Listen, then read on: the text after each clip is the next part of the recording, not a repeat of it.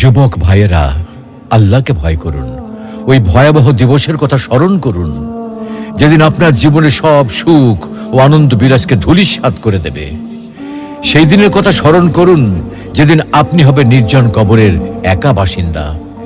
সেদিনের কথা স্মরণ করুন যেদিন আপনার সন্তান সন্ততি, স্ত্রী, পরিবার, আত্মীয় স্বজন, পাড়া প্রতিবেশী, ধন সম্পদ, বন্ধু বান্ধব সবকিছু থেকে আপনি বিচ্ছিন্ন হয়ে যাবেন।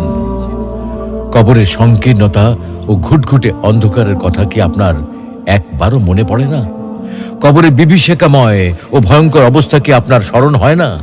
কবরের শাস্তির ভয় কি আপনার অন্তরাত্মা প্রকম্পিত হয় না? মুনকার নাকির ফেরেশতার দয় প্রশ্নের সঠিক জবাব কি আপনি দিতে পারবেন? একথা একবারও কি ভেবেছেন? অনুরূপভাবে কবরের অপুরন্ত সুখ ও অনাবিল শান্তির কথা কখনো কি আপনার হৃদয় পটে জাগ্রত হয় না? তাই বলছি, হে যুবক ভাইয়েরা, আর দেরি না করে দ্রুত ছুটে আসুন মহান আল্লাহ রাব্বুল আলামিনের বিশাল ক্ষমার দিকে, মহান আল্লাহ রাব্বুল আলামিনের রহমতের দিকে, মহান আল্লাহ রাব্বুল আলামিনের অনুগ্রহের দিকে। মহান আল্লাহ রাব্বুল আলামিন আপনাদেরকে বলছেন, তবু কি তারা আল্লাহর কাছে তওবা করবে না এবং তার কাছে মাপ চাইবে না? আল্লাহ অত্যন্ত ক্ষমাশীল